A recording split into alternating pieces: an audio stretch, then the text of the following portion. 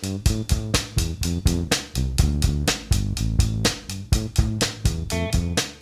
today we're going to talk about the ideal gas law, and this comes from chapter 11 if you're using the Apologia textbook.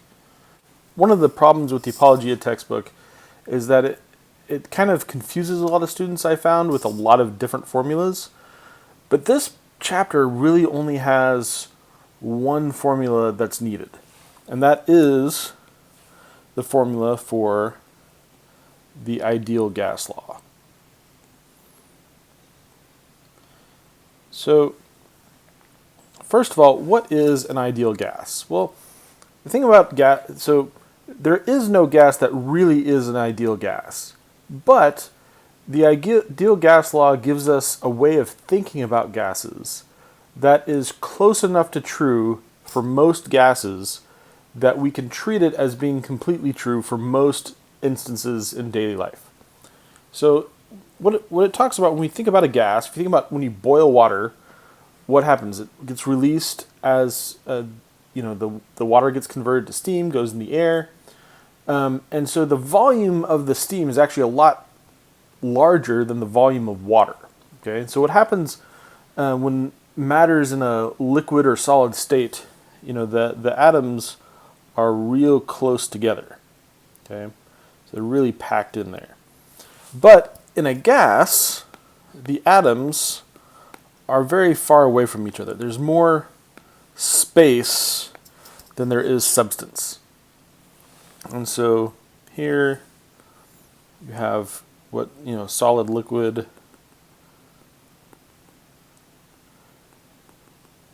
and here you have what gas looks like.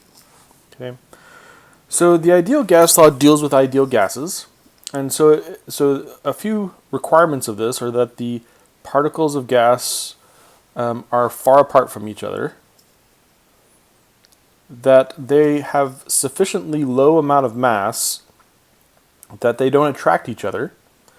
There's no forces of attraction between the particles, and also that when they bump into each other, the bounces are perfectly elastic. That means all the energy that they had coming into the bounce, they maintain coming out of the bounce.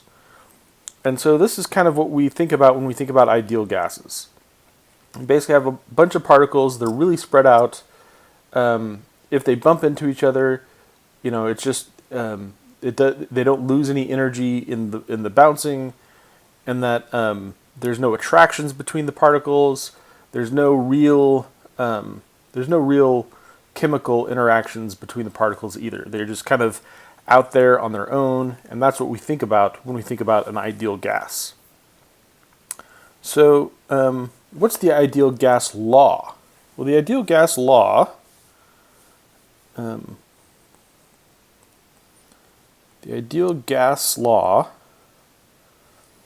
is the equation PV equals nRT. Okay, and you can actually get through most of the chapter just with those six symbols. PV equals nRT. Now, so let's start about explaining what each of these are. So P is pressure. Okay, and so pressure is basically how much force is exerted over an area. So if you think about, you can think about air pressure as the amount of pressure the air exerts over what's under it, what's around it. You can think about pressure like if you push on something, you're applying pressure. V is volume. So we've done a lot of stuff with volume already. So the pressure that we actually use here is measured in atmospheres. Okay. So atmospheres is abbreviated ATM, and the volume will be liters. So 1 atmospheric pressure is the typical amount of pressure that is in the air on a normal day. So N is the number of moles of gas particles, and whether that's if that's individual atoms or molecules, whatever the gas happens to be, and obviously that's in moles. Whatever that happens to be, it's given in moles, whatever the actual gas is. R, let's skip R for the moment, and then T is the temperature,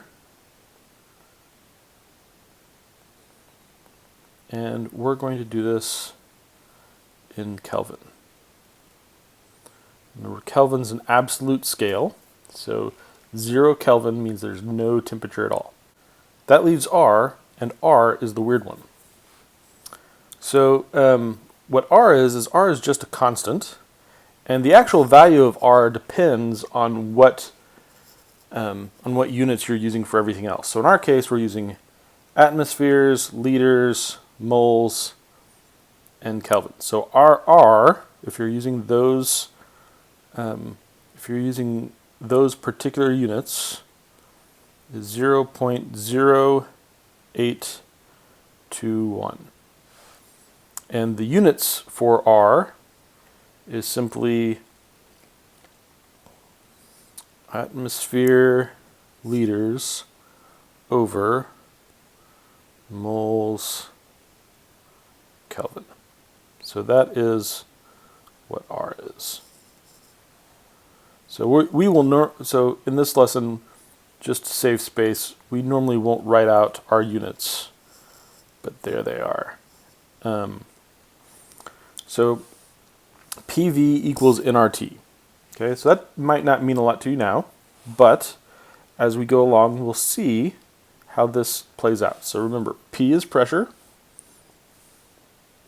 V is volume, N is number of moles, T is the temperature, and R is our nice little constant. It will always be this value as long as you're doing atmospheres, liters, moles, and Kelvin as your units. So let's look at how this maps onto a contained gas.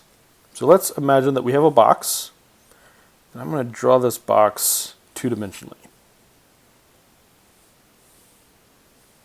So it's actually going to be a three-dimensional box, but we'll pretend. But I'm only going to draw 2 dimensions because as bad as my art skills are, they're even worse in 3 dimensions. So our ideal gas law is PV equals nRT. And just to go back, P is pressure, V is volume, N is the number of moles, T is the temperature, and R is a constant that makes it all work. So in our gas, we have gas particles, and they are spaced out quite a bit. Okay, so the number of moles of these particles, that's our N. So basically N tells us how much stuff. Okay, N tells us how much stuff. So what is T? T is temperature, but what does temperature mean regarding matter? Well, temperature basically means how fast are the objects moving. Are they wiggling? Are they zooming around? Temperature you can think of as a measure of the actual movement of the particles themselves. So T is how fast are they moving around. Okay. So then V is how much space are we giving them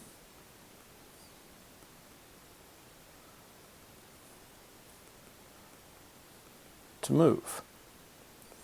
Now, so that's 3 of our variables.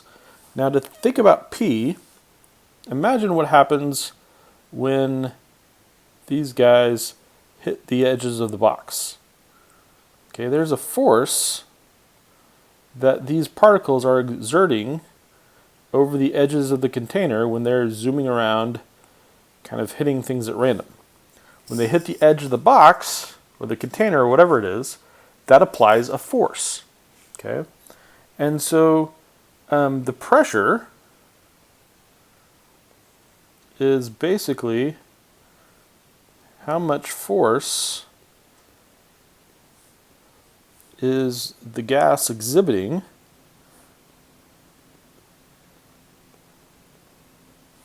against the container.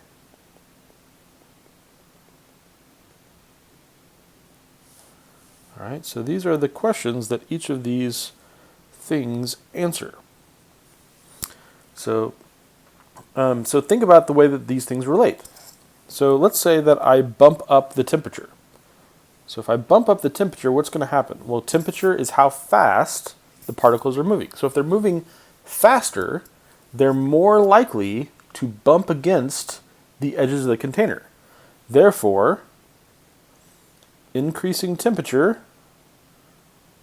if I leave everything else alone, if I just increase the temperature, I'm going to increase pressure.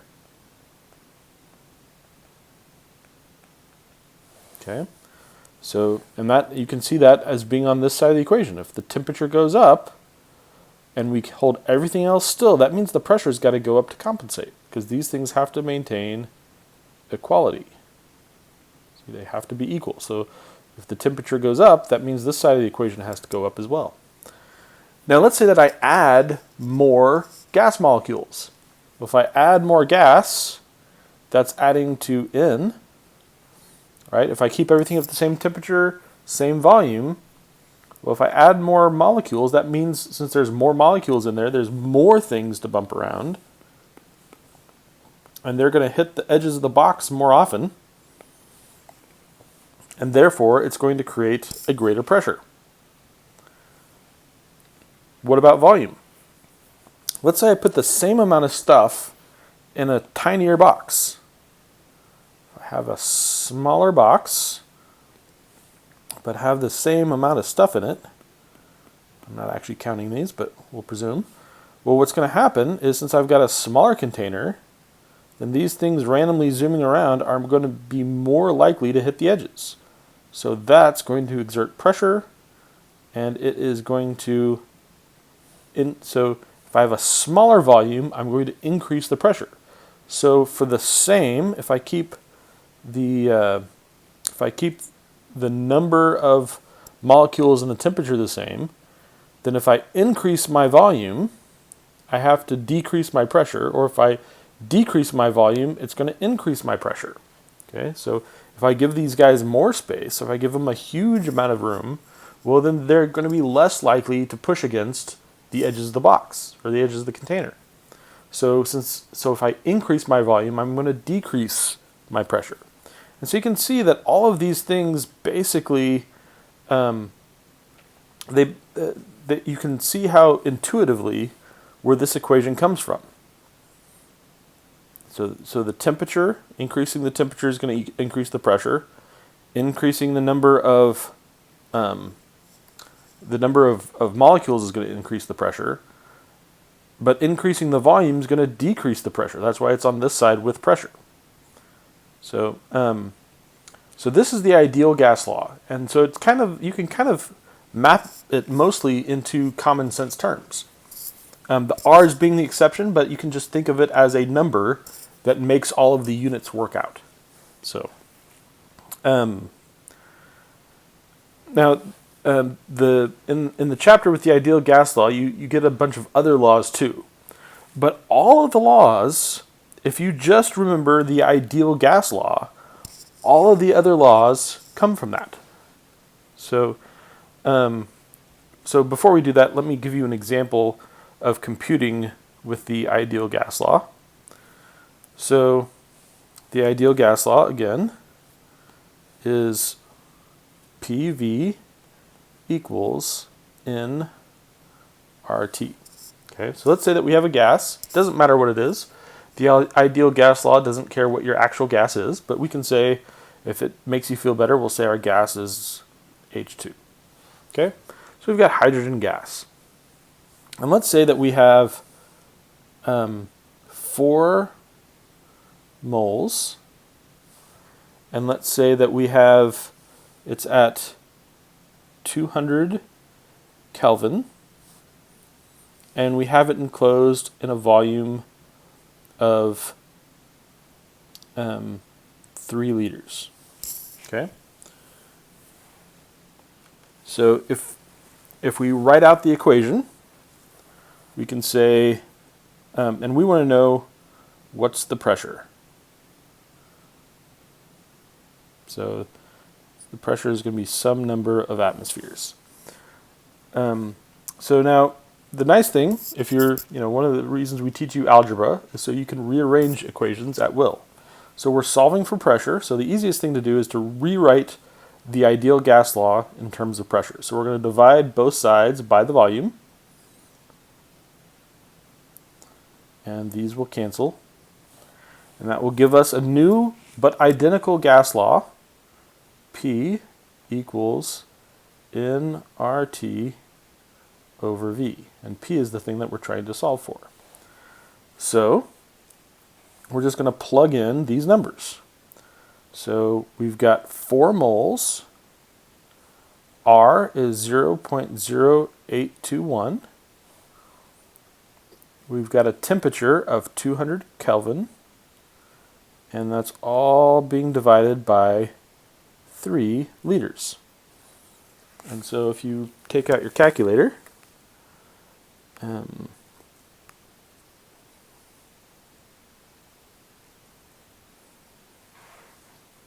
do 4 times 0.0821 times 200, then divide that by 3, you get 21.89 atmospheres. If we do significant figures, we can see that we only have one significant figure, so we will say 20 atmospheres of pressure. That's a lot of pressure, but that's what that would result in. Okay, so that's how the ideal gas law works. We can solve for anything in here. We could say, let's say we have PV equals nRT. And let's say that our pressure is 2 atmospheres of pressure. Our volume is 4 liters. And our temperature is 150 Kelvin. And what we want to know is how many moles. So we can again rearrange this equation. So we want to get N by itself. So we're going to divide both sides by RT.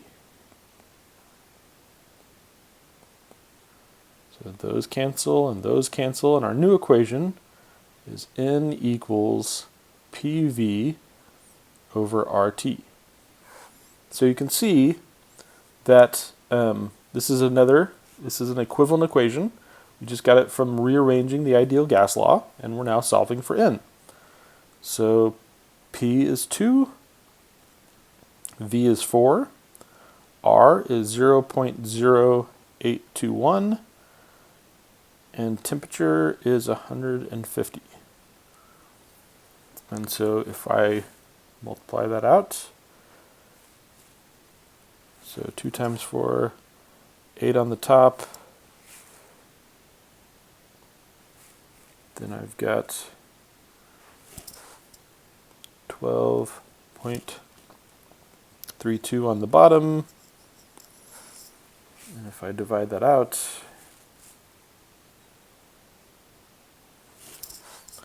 then I have 0.649 moles. Now we only have one significant figure, so that's going to be 0.6 moles. So I have 0.6 moles of gas in this situation. Okay? So now that we've got some experience playing around with the ideal gas law, let's look at how this works with the other gas laws.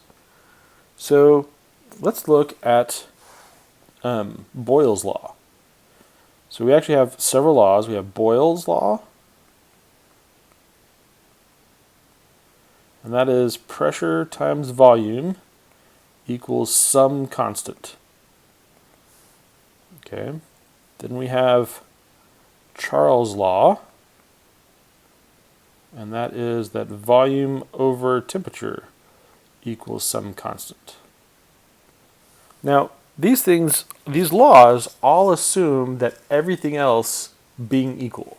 So in Boyle's law, since we only have pressure and volume, it's assuming that the gas, the molecules of gas themselves and the temperature are staying constant. In Charles' law, since we're dealing with volume and temperature, it's assuming that the number of molecules of gas and the pressure stay constant. So we have the combined gas law, and that is PV over T equals a constant. And then you have Dalton's law, and that is total pressure is the sum of all of the individual partial pressures. Basically saying that the pressure that different gases have, they can add together. So those are our main laws. Okay, so the ideal gas law is PV equals nRT. So let's look at Boyle's law. Let's start with this guy. So as I said, all of these assume that all else stays constant. So the number of moles will stay constant, and the temperature will stay constant. Well, if I have three constants and I multiply them together, the multiplication result will still be a constant. So I will get PV equals a constant. So you can see that's just what Boyle's law says. So let's look at Charles' law. So the ideal gas law is PV equals nRT. So in Charles' law, we're keeping the amount of gas the same, and we're keeping the pressure the same. Okay?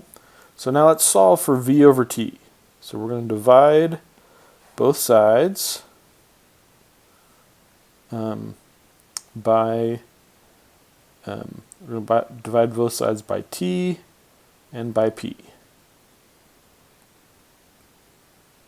So here the pressures cancel out. Here the temperatures cancel out. And our new law is V over T equals nR over P. Well, if we're keeping the amount of gas constant, and we're keeping the pressure constant, and R is always a constant, then this whole side will be equal to a constant. Okay, and so that is what Charles' law says. The combined gas law, you start out with PV equals nRT, and if we divide both sides by T,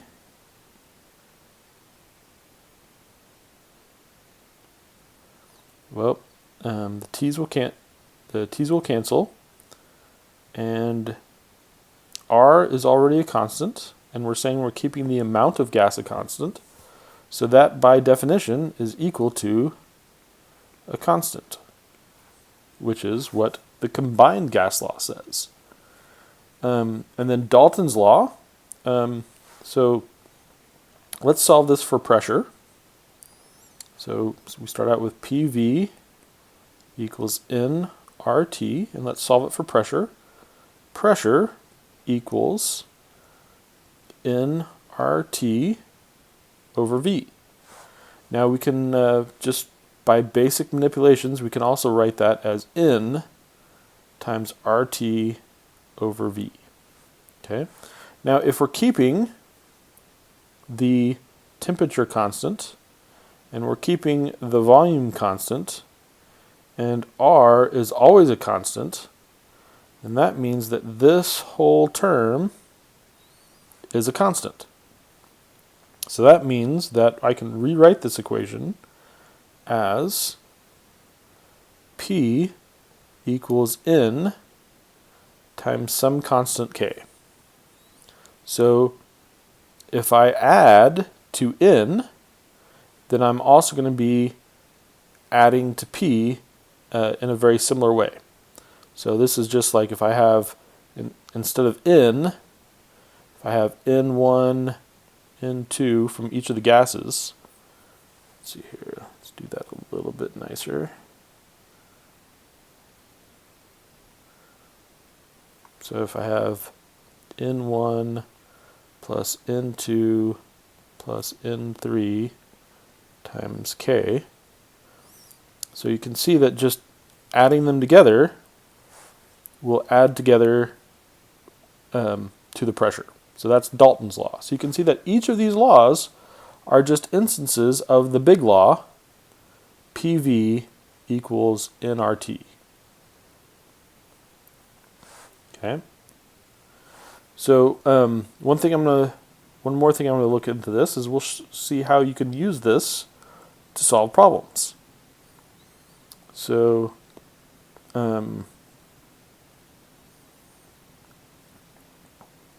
let's take a look at Boyle's law. That is PV equals a constant. Now again, Boyle's law is just an implementation of the big law,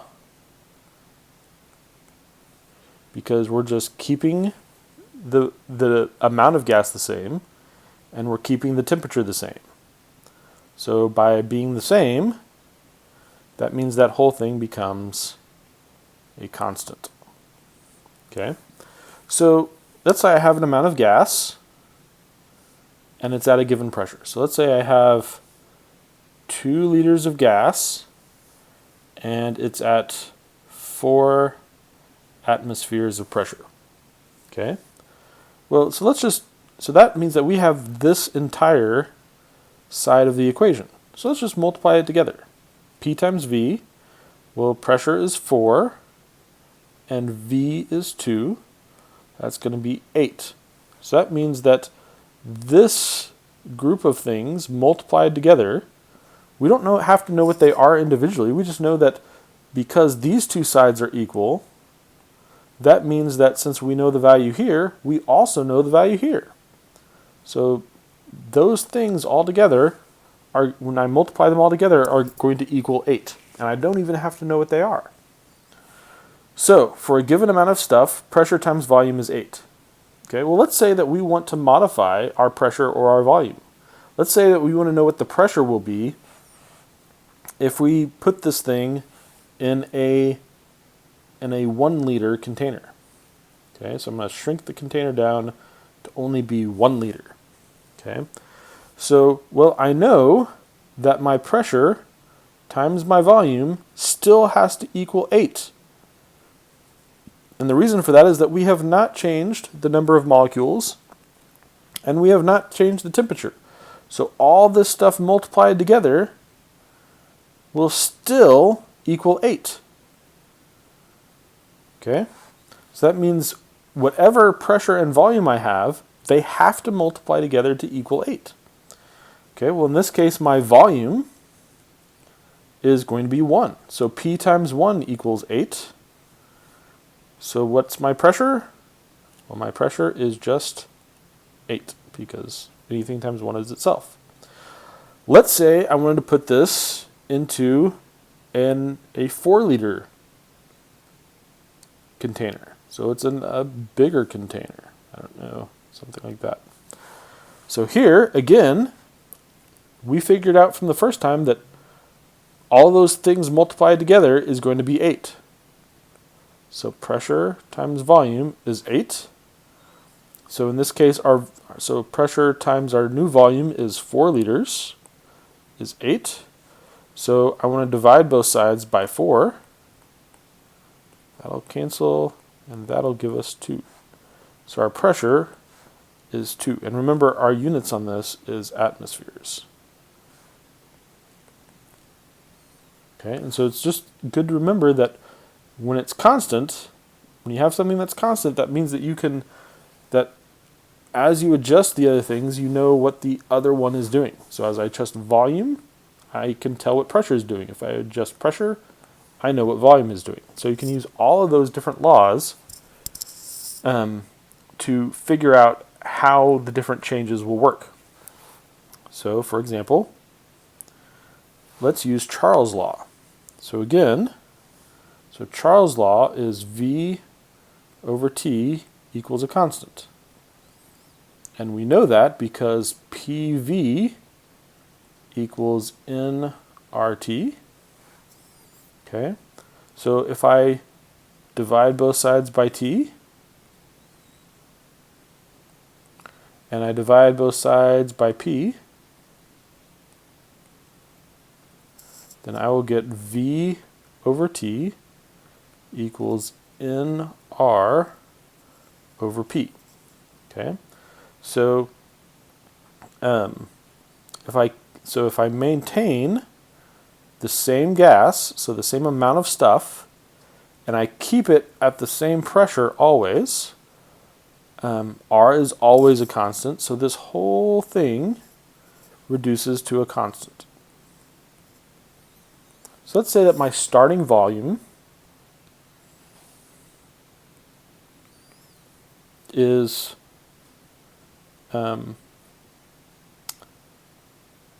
20 liters, and my starting temperature is 200 Kelvin.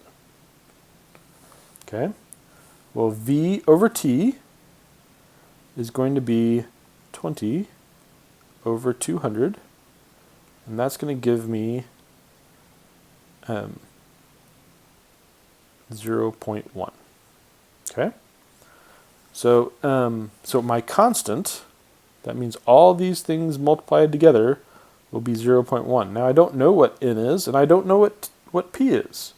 And I don't have to, because I know that all those things multiplied together will give me 0.1 because I know the volume and the temperature. Okay. So now that I have that constant, let's say that I want to half the temperature. So our new temperature will be 100 Kelvin. I'm going to keep the pressure the same. So if I keep the pressure the same, what's my new volume? Well, V over T equals 0.1. T is 100, so V over 100 equals 0.1. If I multiply both sides by 100, I get V equals 100 times 0.1, and that is equal to 10. So my new volume will be 10 liters. So that is how you use the ideal gas law to solve problems.